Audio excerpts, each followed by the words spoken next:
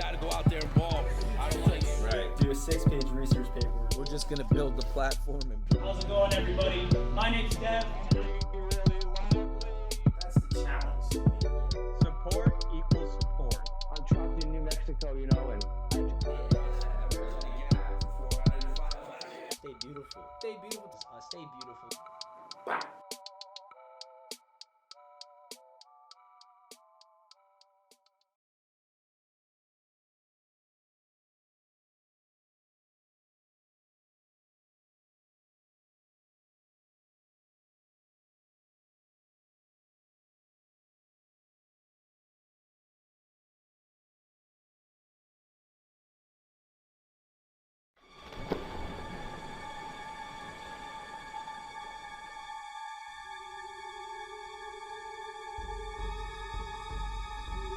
My name is Mike from Pennsylvania Predator Hunters.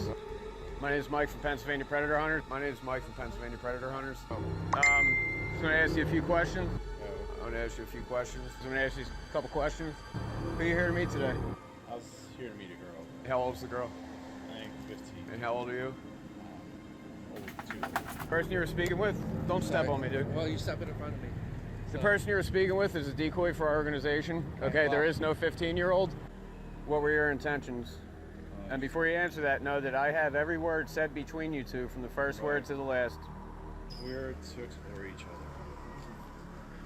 Explore each other? Yeah. What does exploring a 15-year-old, what does that entail? It's bad. I'm sorry. You should be sorry. No interest for anything else other than chatting. You're here to pick her up, dude. Okay, just let me go. I'm not holding you here. You stopped and put your window down, dude. Don't start crying, dude. There's no sympathy here. You never did it before, but that doesn't matter because you're here now. Okay? You made it 48 years without being a predator, and here you are now. That's if you're telling the truth right now. yep.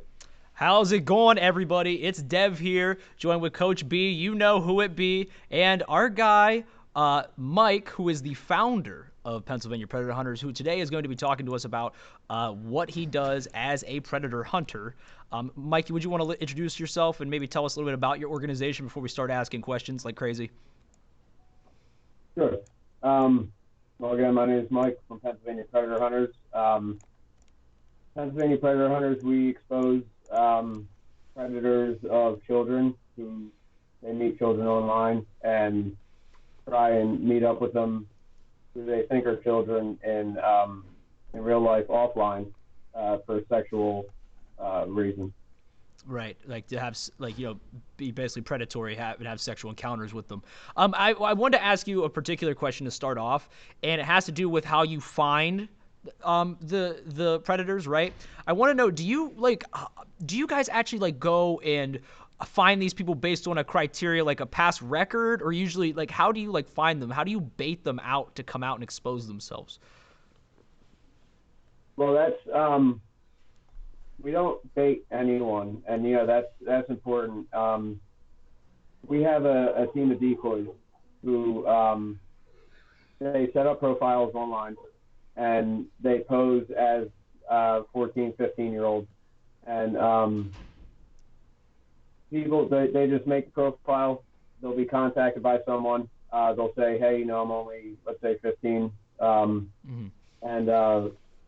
then the person that reached out to them, initiated contact with them, either blocks them or, you know, tells them to go away, or they steer into it and they just keep the conversation going. Right. And then once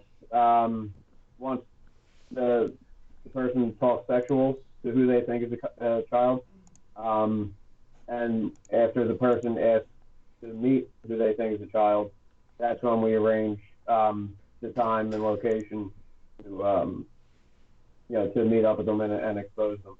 Oh, okay, I got you. Interesting, because I was wondering that. So you're basically saying you don't lure anybody out.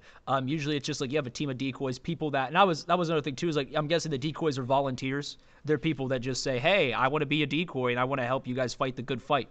So I thought that was the most interesting part of it to me was just I mean, for one, it's a team effort, a cooperative effort. I mean, I've seen in some of the videos that people saw before this started is, you know, you might have 3 or 4 guys in an area surrounding an individual, right? Not to crowd them, not to enclose them, but just to be like, hey, like, you know, there's more than just me. There's a bunch of people here that know what you've done, you know, and what you've said. Right. So, Coach, what do you want to go ahead and hit them with? We're going to have to do like the good cop, bad cop. First of all, thanks for coming on, man. We definitely appreciate you coming on and appreciate you work you do. I've had children. I worked in youth development, and we were trained on looking for specific things. But there was also organizations that we did not know, like yourselves, that were behind the scenes that would come up and maybe identify somebody that was around our practices and stuff like that. We didn't have too much communication. We just let them do their work and just gave them a shout out with a head nod saying, yeah, I'm glad you're on your job. So we appreciate you coming on. And the question that Dev said about baiting, like that brings up an interesting question I had in baiting in that. I noticed that you guys say in the video a lot that I think you make it very clear, oh, we're not handing this over to the police or nothing, but we're going to expose you. When you say that, is that like an entrapment thing that the police, like I seen when I did my research that there's a couple predator hunters that have court cases against them for some certain things. I don't know if you're happened to anybody in your organization. Is it because of that, the policies that there is that protect people's rights, no matter even if they are a sick fuck or whatever per se? Is there things that protect them? Is that why you say that you're not going to turn it over to the police, or is there another reason? Well, kind of the cornerstone of your whole question, I'm not really sure what you're talking about, because I don't think I've ever told anyone I'm not turning it over to the police. I may have worded something like, you know, you can talk to us or talk to the cops, but I've never told the predator that I was not going to contact the cops, because after the exposure's over is when my end of things really kick into high gear and I start contacting people. But to address the other part of your question, predator or not, they have the same rights as we all have. You know what I mean? So they could be filmed in a public place. Yeah. Yes. Okay. If I can see you, if I'm a complete stranger, if I can see you, I can film you. And that's pretty much what the law is. You know what I mean? If you're out in public, then you have no expectation of privacy. Yeah, well, I want to go ahead. I want to ask another question, but first I'm going to say some shout-outs to people. Caitlin McCauley says, this is awesome. We have another guest here who said, hold on one second here. Hey, Mike, Kimberly Frost, saying Pennsylvania Predator Hunters and hashtag leave our kids alone. But what I was going to get to was that I saw on your page you guys don't have a whole lot of videos of you actually out doing the stuff. Did those get removed, or you guys take them down, or how does that work? Or is it just like maybe you guys just started posting videos? Because like I said, we've only seen the page for about a month's worth of content. So yeah, we what happens is well, we started in last October 9th. And since then, we've got about 113 or 14 people we've exposed. But on our page, like you said, there's only like 3 or 4 maybe at this point. What we do is, as kind of preventative maintenance, because Facebook, if a video is recorded, Facebook will remove the content before they even look at it. You know what I mean? And it's up to you to appeal it to get it back up on there. And if your page has enough content reported, then the whole page will be taken down. We've already experienced that once. Yep. So what we do now is... Oh, sorry, I didn't mean to interrupt, but all I said was I kind of figured that's what it was, because it wasn't more of, it was Facebook saying, because someone can make an appeal and say they don't want that video up somewhere, and then they'll get it removed and then get you guys removed and your page taken down. That's kind of what I thought. I was just interested because of that, because I was like, when I was making the promo video, I was like, wow, I have a sheer lack of content right now to make this video. I was like, there's only 3 vids. We have our archive group, which is just a Facebook group, where everything's publicly available, well, semi-publicly if you're a member. And It's called a group that totally doesn't violate any community standards. So that's where all the videos that we have, that's where they're archived. Okay. Okay, that's cool. We upload copies there. Yeah. Okay, so you got another Like fight. I said, so we outside don't lose fight. the page again. So you got another fight outside of actually getting the stuff done and putting it out there. Then somebody has to go back and fight Facebook to make sure it gets up there so people can actually see it and put the awareness out. Exactly. Yeah, and it's Facebook is one of our biggest foes. Like I said, they'll remove content based on a report without even looking at it. Yeah. You know what I mean? Which is crazy too, because you know I think the power of social media, it's able to you know, get that word out. But the thing is, as I understand from the Facebook perspective, is that they're seeing it as, oh, well, these people haven't been tried or found guilty in a court, and then you're slandering them or something, and so if someone doesn't like it, their terms of service, they're going to get rid of it. Something Right. similar to that. That's, you know, and we know that no one's been found guilty. That's why we don't use the word, you know, pedophile. Mhm. Because that carries some, you know, social connotations of, you know, something else. You know what I mean? So Yeah. we actually do. I feel like not only Pennsylvania Predator Hunters, but most teams do a pretty good job of not violating anyone's rights. You know, we don't restrain anyone. We're just standing there asking questions, and whether they stand there and want to fess up to it, or they just jump in their car and roll out. You know, we're not. Everything that we say is the truth. So, me, it would have to be a lie for it to be slander. You know what I mean? Right. Yeah. So that leads to another question. Like, when you're in that situation, I know that there has to be times you have involvement with police or something like that.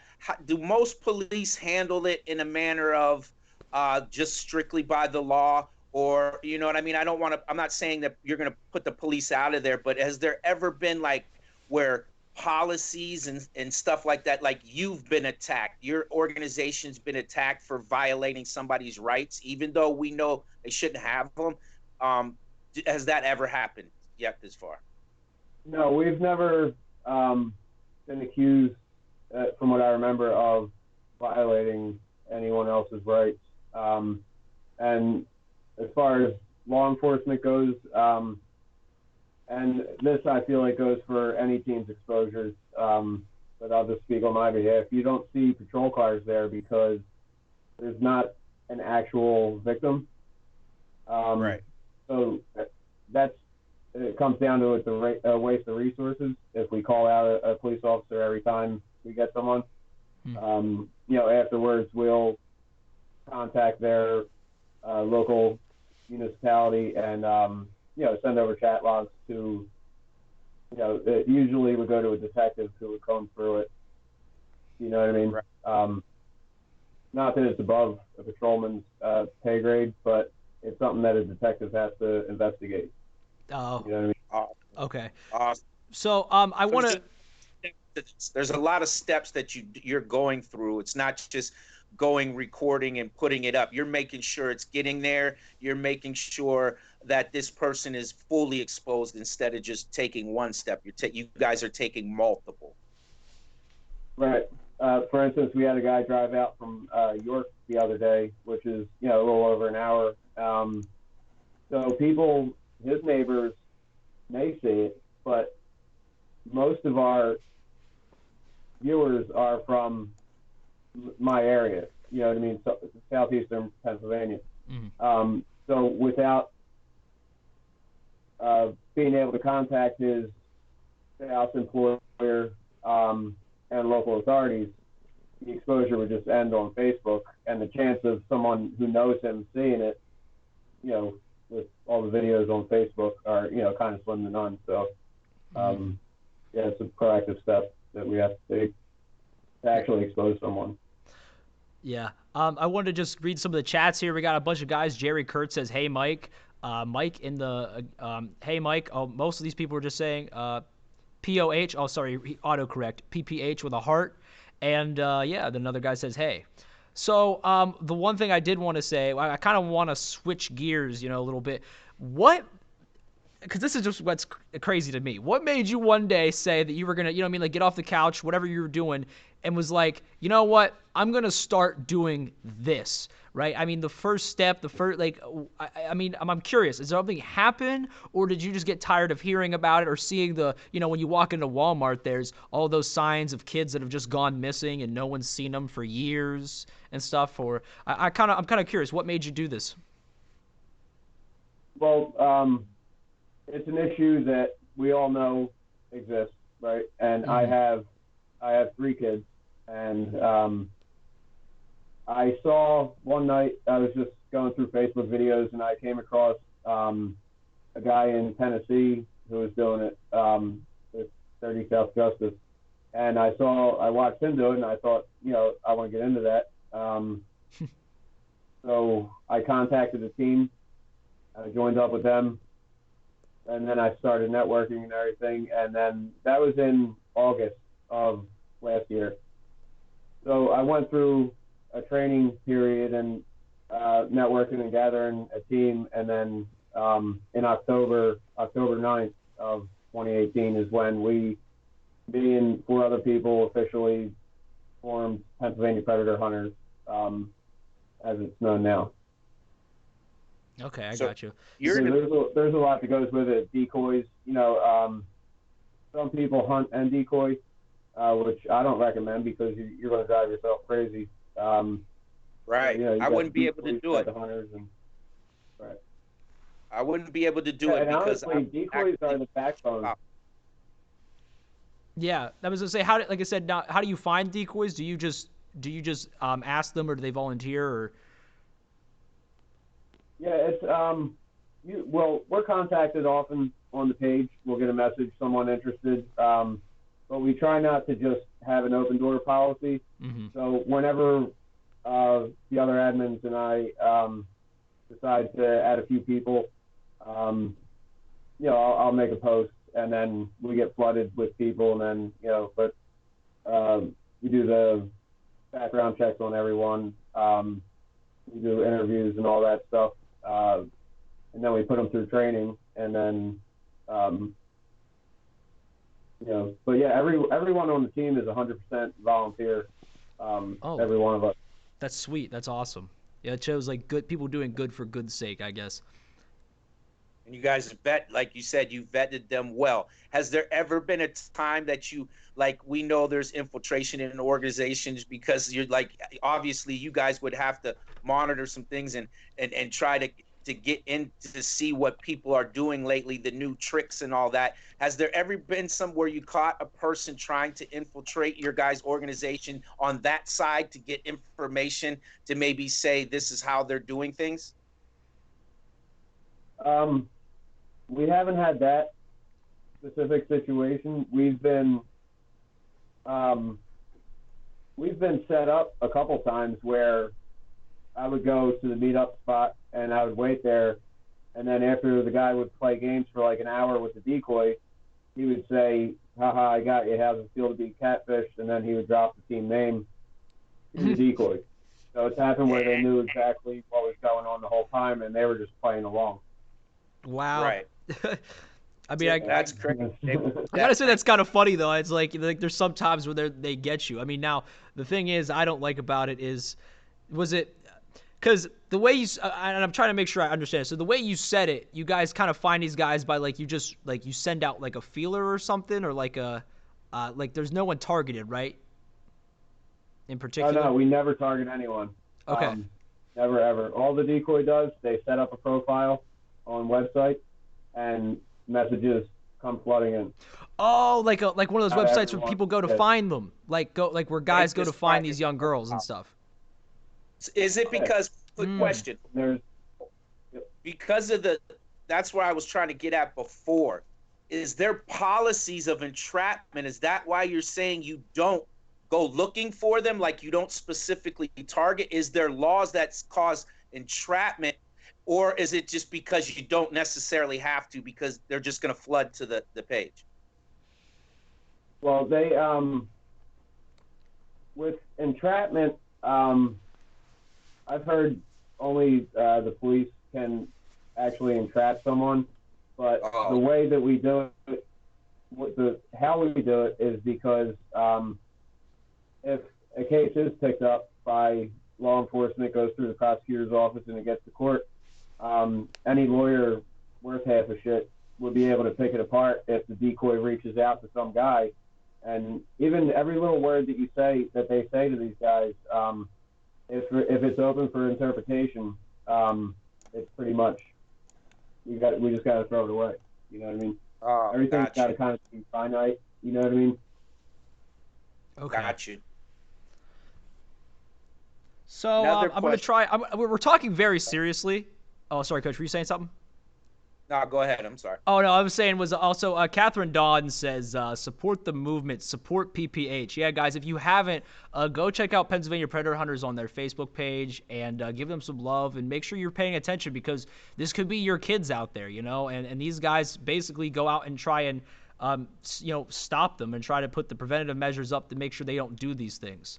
Now, what I was going to switch gears just to be a little funny here because when I scrolled by. Okay, is this true? Do you guys usually go to Wawa for these kind of things? Because I see a lot of Wawa. Okay, so all I wanted to ask is there like a deal you guys maybe have with like Wawa where like, because it always seems like you have them go in the store for the videos, for the 3 videos I saw, you have them go in the store, you let them buy something, and then they come back out. So I was thinking to myself, do you have like a deal with these stores where you're like, all right, they're like, we'll let you get them in the parking lot, but you have to let them come in and buy something. No, I wish I was getting a slice of some Wawa money, but no, there's no deals worked out or anything. I wish I was getting a slice of the Wawa. And also, too, do you guys have like some kind of beef with like Turkey Hill and like Sheets and stuff or something? Because I saw the thing where it's like Wawa is better than Turkey Hill, and I was sitting there like, why? Like he's dying. We used to expose almost exclusively at a specific Turkey Hill, and a few months back there were some changes in their workforce at that specific one, and they said that we can't do it there anymore, so we now go to the Wawa. But the reason that they always go in and buy something, there's actually 2 reasons. First, to get them out of the car. You don't want to walk up on somebody when they're sitting in their car. Ever. You don't know if they have something, or even if not, there's a slim to zero chance they're going to talk if you just walk up to them and they're already in their car. But the second reason is all right, so we get them out of the car to go in and buy something. It's also it's like a secondary measure to verify who they are.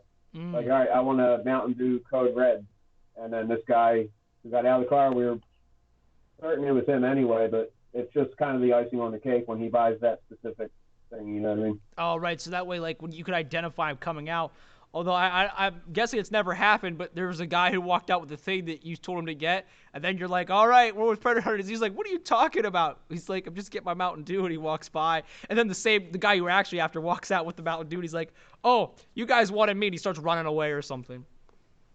That brings up a question. That brings up an interesting question. Like you said, not walking up on somebody's car, which I totally agree with. Like, you never know what's going to happen. Has there ever been a situation? We know you have backup there in case things go bad. Has there ever been? What's the worst situation you encountered? Has there ever been a situation where you were like, "Whoa, this shit just got real"?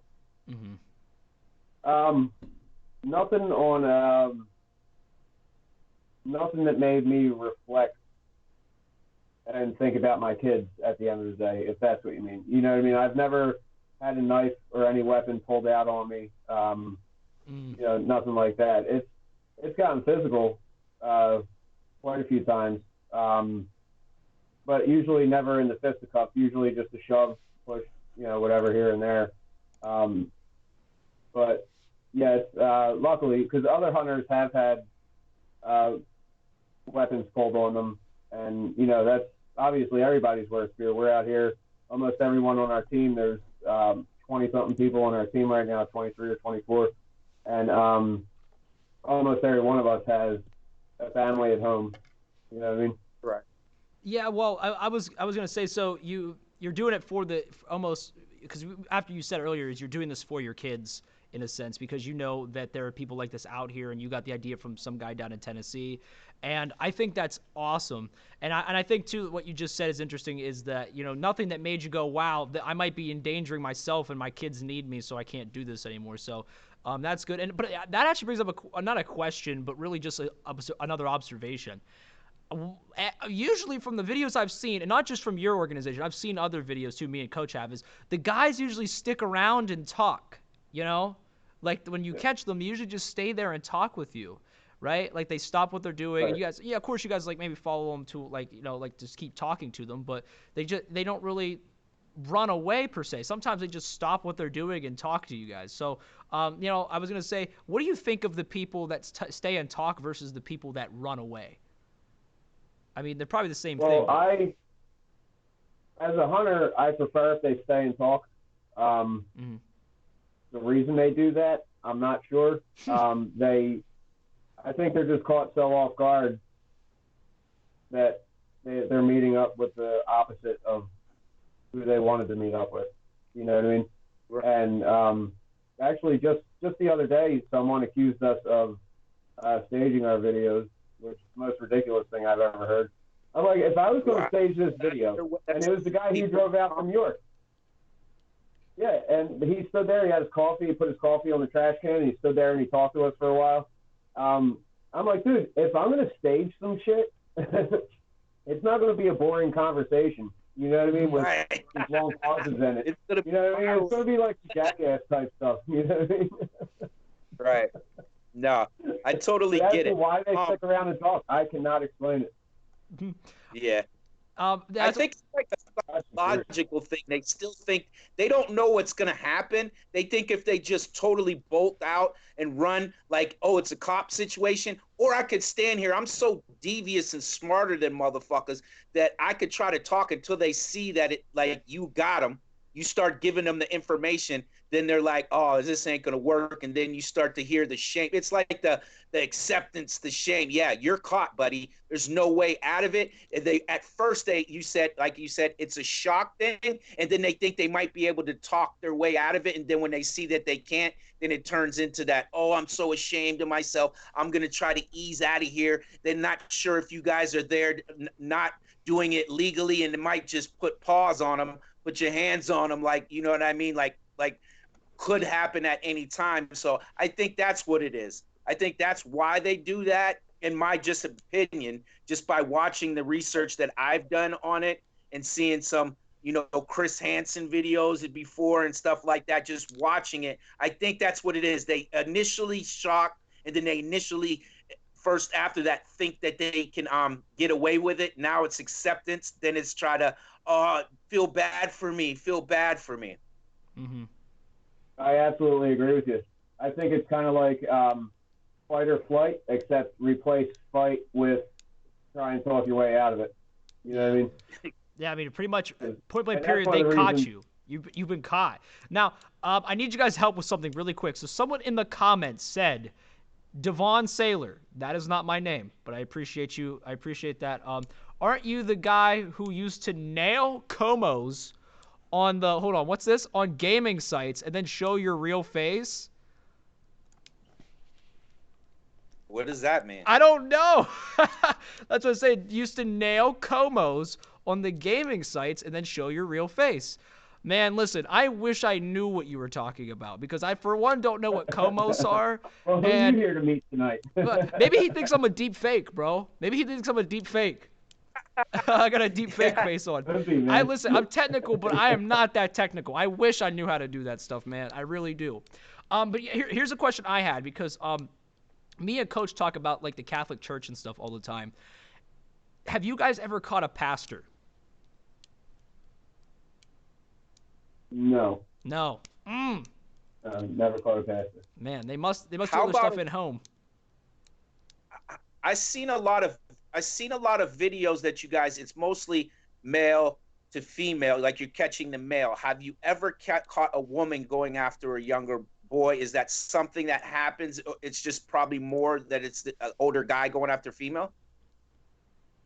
I think that the women are out there. Well, first, no, we haven't caught any. Our decoys have spoken to quite a few women who are going after younger girls.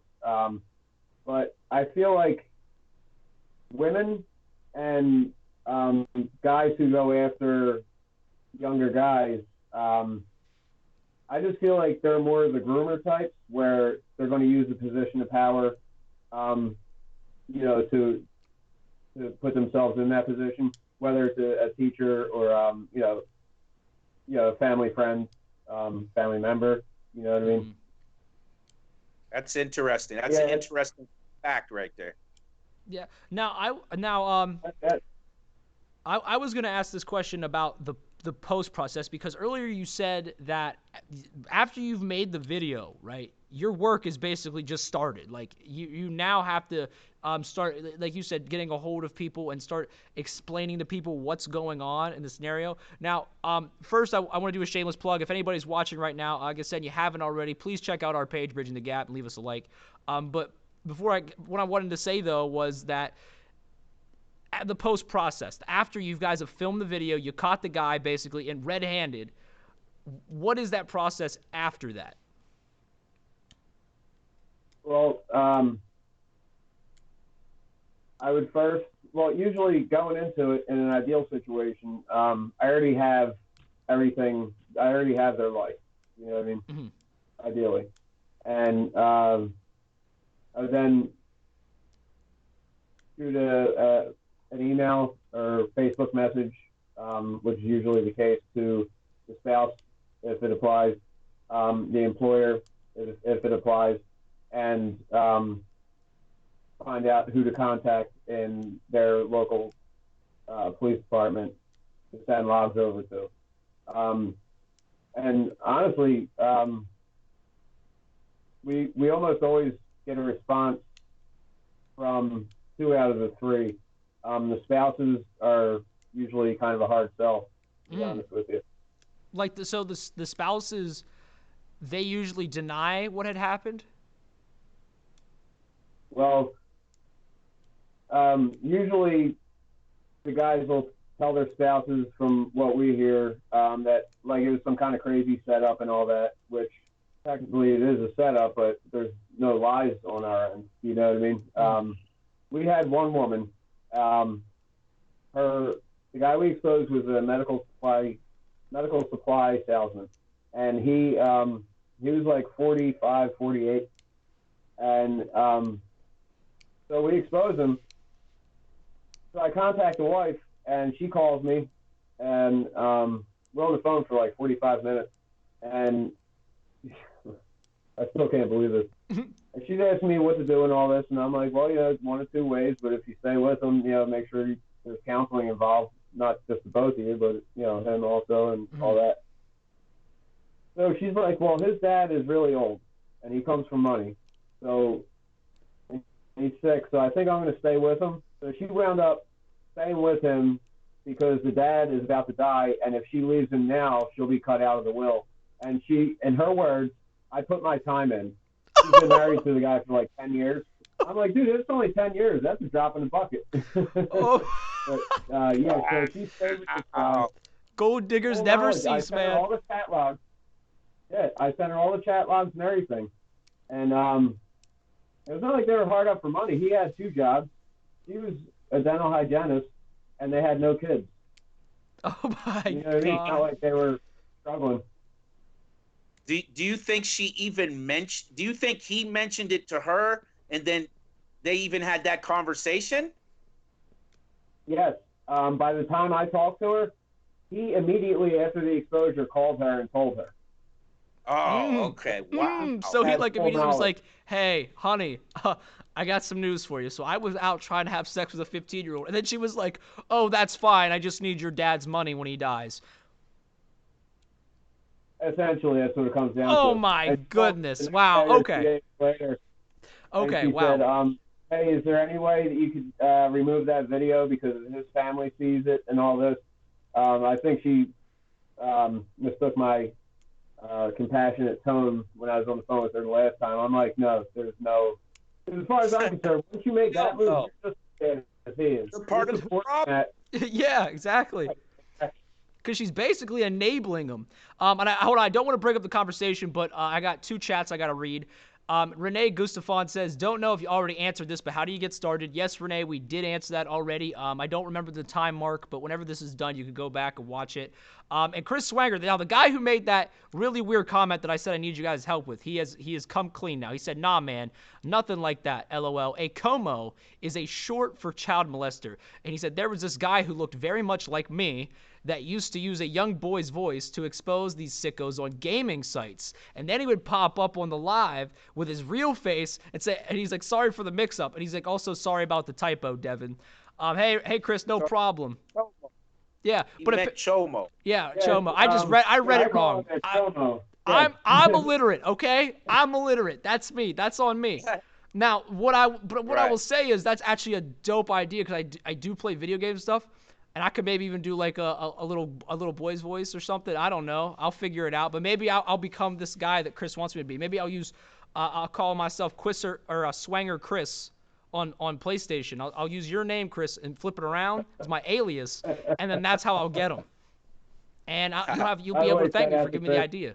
He's a PPH guy, but I think I remember the story he's referring to now.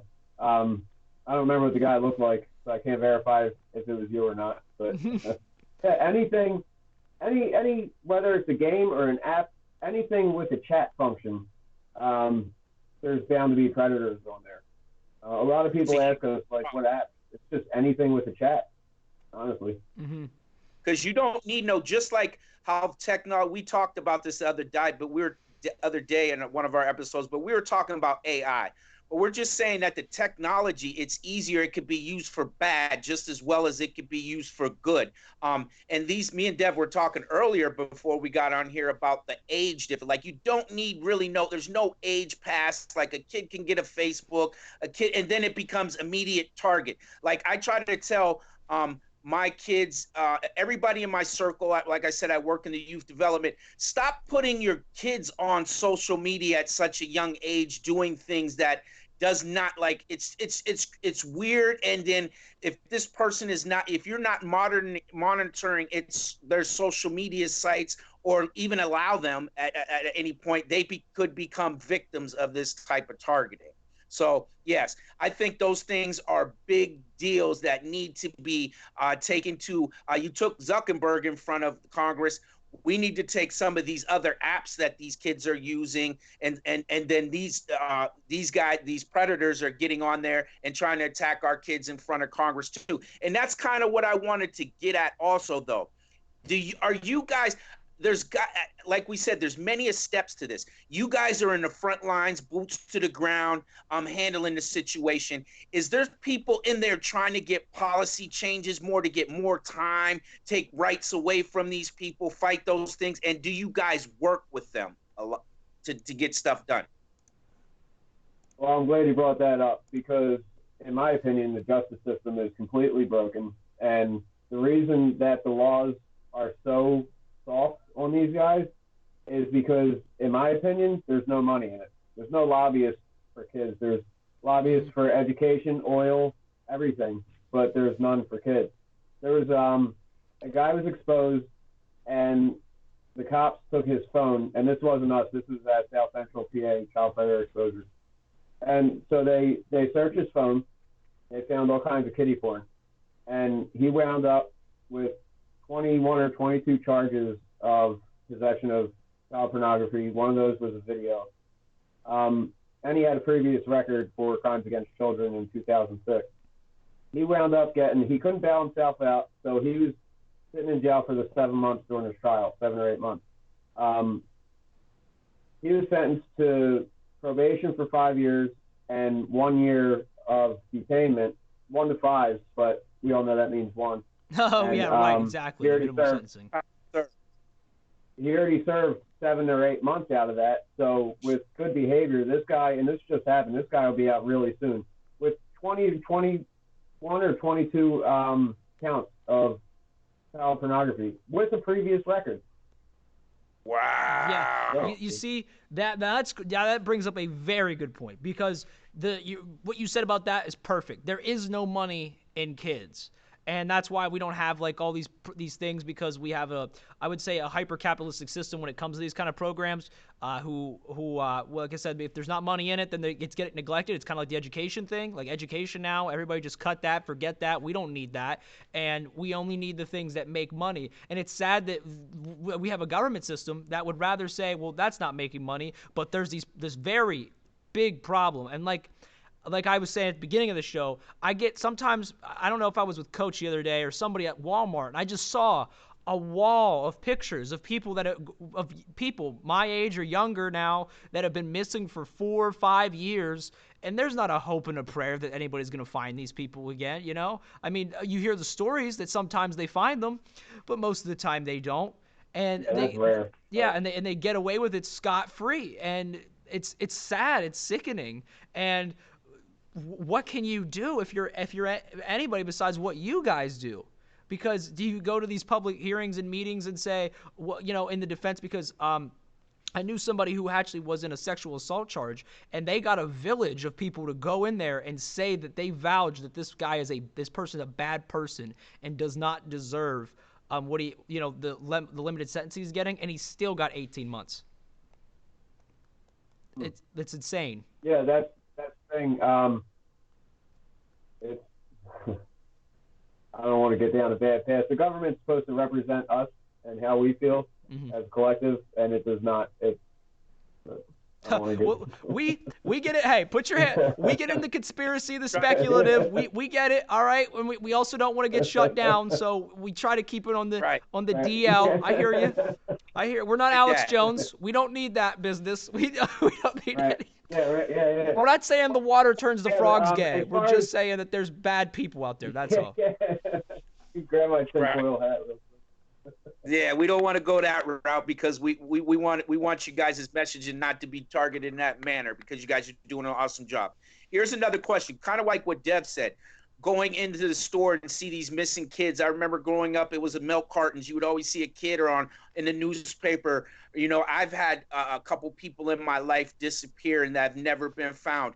Have you guys, in doing your work, have you ever came across something that was like in the sex trafficking ring, like human trafficking ring, that maybe put a monkey wrench in their plan or anything, and it exposed that whole thing? Is it got to that point? Not that we could verify. There's been some really shady people that we've dealt with, but and we've had some shady ideas about a few of them, but we can never verify. And that's the thing about those guys with the trafficking people. They either go out and they'll snatch somebody right off the street, or if they're doing it online to groom someone to meet them one day. We don't know if their intention was to bring them to some warehouse somewhere, you know what I mean, where somebody else, you know what I mean?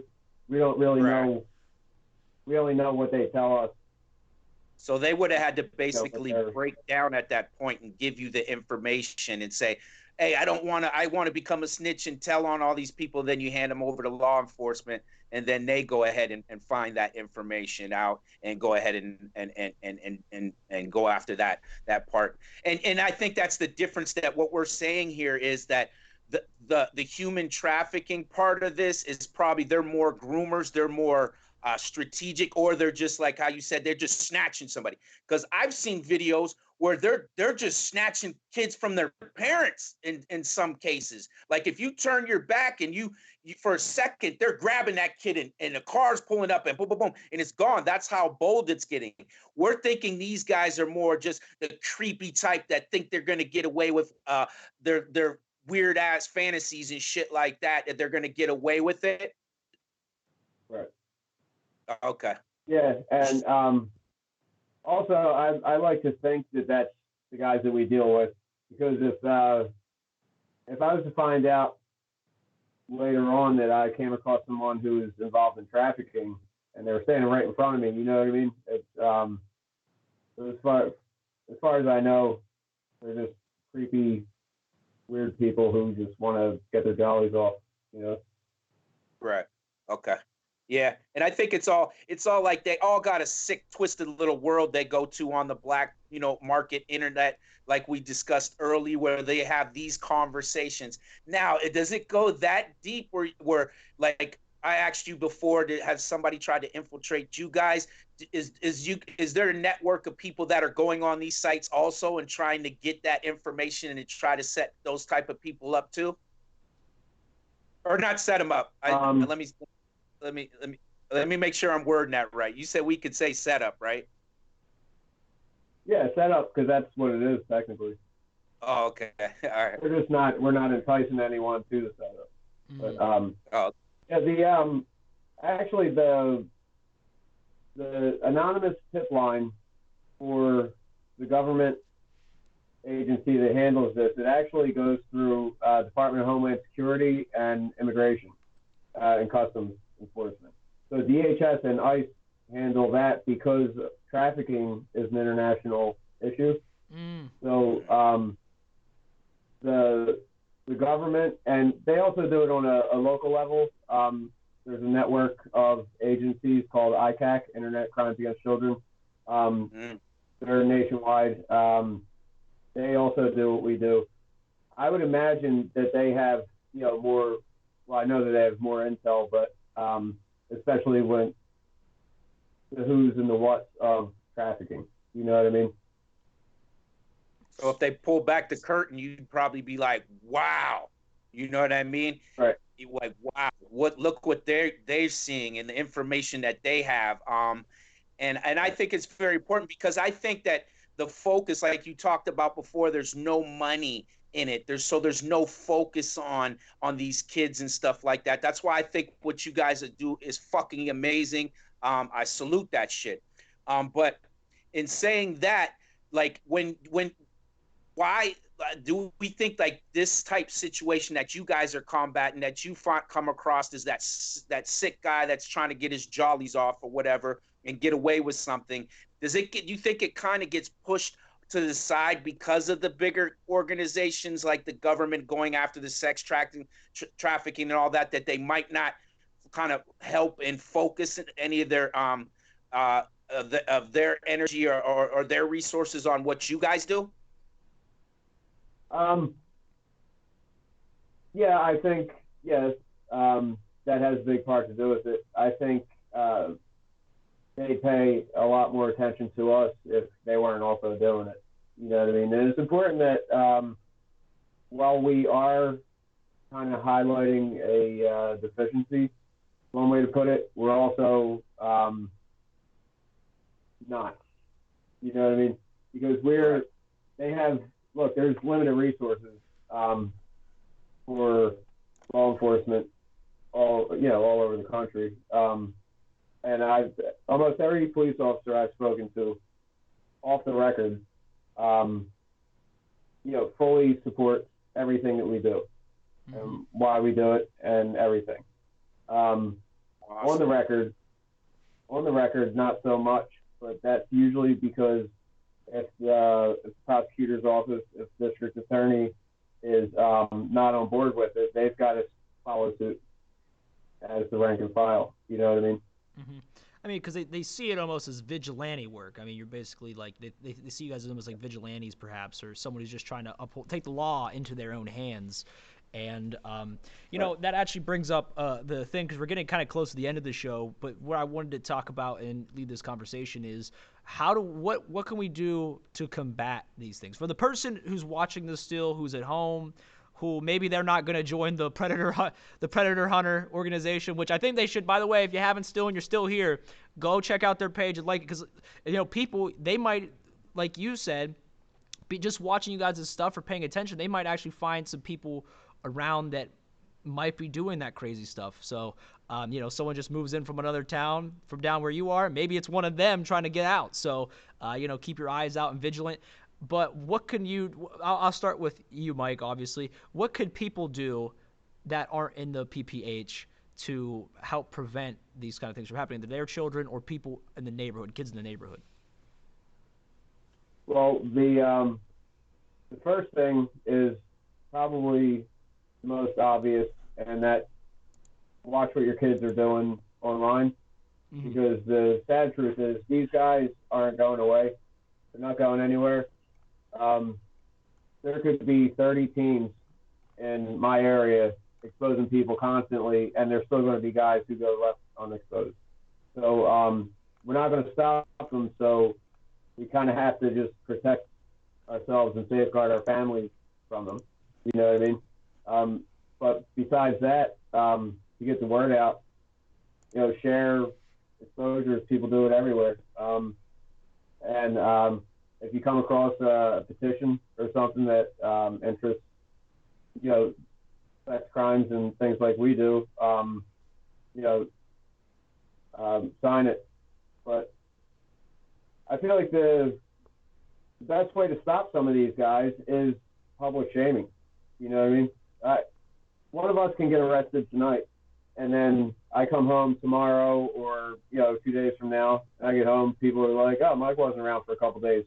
All right, but I don't have to tell you guys why or where, right? And unless you do a docket search, you're never going to know what happened unless I tell you that. But with what we do, and if and again, other teams everywhere, with what we all do, if people share that stuff and blast these guys, that's really the best thing you could do. The best thing you could do is just put them on display. Your kids. Yeah, that actually brings up a good point that I had seen from before we got on the show. We actually talked about an instance of this that happened locally around where we're from. Coach, do you want to ask about that again? Oh yeah, that's how we got on this role. I've seen these things, like I said before, around being in youth development, but this one caught my eye because when I seen it, I was like, I know this guy. He's walking around our neighborhood delivering mail. So what is he? You know what I mean? Like, I've seen him multiple times in the neighborhood. So and this video shows him. He's caught. Obviously, what we talked about, he acted the same way. He stayed there and talked. But the next day, it showed up that night that he went home and killed himself. How does that? And then the video was automatically taken down and all that. How do you guys handle that? Is there any liability where people are coming after you, like we talked about? Even though we those type of people we don't think deserve rights, they still do. Is there any kind of liability that people are coming after you, or how do you just handle it internally in your organization? Well, we've never had a suicide, as far as I know, from one of our exposures. I'm sure it's happened, not with us, with just the whole network of teams. It's had to have happened more than, I'm aware of 2 times that it happened. That video was taken down by the group who exposed the guy. And honestly, it was a clean exposure. The guy, admitted to it, but his family was reaching out to the group that exposed him, and they were saying that, saying lawsuits and all this other kind of stuff, but and charges, and I don't think there could be charges. And as far as a civil suit, that's, I guess, really up to the local court whether they would allow it, and then up to a jury if they. But we've, So luckily you guys we've never very had to deal with limited it to liability. process it internally. So yeah, like Coach said, you guys have very limited liability in those situations. As long as you're speaking facts and got the paper trail to prove it. Exactly, and that's why it's important. And again, the decoys are the cornerstone of everything.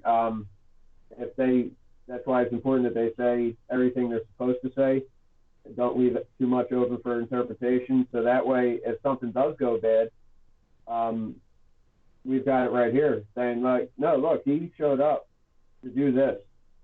And the decoy, who he thought was 14 or 15, was just saying, okay, I don't know. You know what I mean? And he was very specific about what his intentions were. That's why we got to make sure that's all, buttoned up tight. Awesome. Awesome. All right, Coach, did you have anything else? Because I'm going to read some of these chats off, and then I'm going to wrap up the show. No, I hadn't. The only thing I could say is, hey, Mike, again, I appreciate what you do. A lot of people go to these Marvel movies looking for superheroes that don't exist. You guys in this organization, everybody in the network that do this work, I love that shit. Keep doing it, and we respect you, and we think you guys are the real superheroes out here. Mm-hmm. Mike, Man, I appreciate that. you got to start wearing like a mask, man. You got to become like Pennsylvania Hunter Man or something. I don't know. That's work on the name. Sylvan Man. I got Captain America. I got Hulk. I got I got all the superhero masks. Okay, so you can just switch it up. You could be any of them. But anyway, some of these comments that I wanted to get to. Renee Gustafon says, we as parents hear a lot about people driving around trying to lure kids at the malls, and she's like, she wants to know if law enforcement are doing anything about this or if they ever get caught. And she's like, it's scary out there. Catherine Dawn says, follow and support Pennsylvania Predator Hunters. I had one of their lives shared on a friend's timeline, and they were 2 miles away. It's scary. On their live, I think is what she meant to say. Parents can use free apps to help monitor their children's devices. So anybody out there, if you're wondering, how to deal with these particular issues, and you're a parent at home, you can try and monitor them with free apps. And yeah, I think that's all the chats that I've pretty much missed. Guys, if you're still here and you haven't already, please go check out our page and these guys' page. Go to Pennsylvania Predator Hunters, and then check out Bridging the Gap. Leave us a like and a follow on both pages, please. Our show, we do a lot of stuff, not just looking at Predator Hunters, but all kinds of people doing all kinds of great things and insightful things in the world. So please join the conversation. Chris Swanger, I'll remember you, man, because I'm going to start doing that stuff of wearing the masks and everything and exposing myself on video games to kids. I'm going to get on right now tonight and start doing it. So, like I said, hey, you guys stay beautiful. Take care of yourselves. Have a great rest of your night, everybody. See you.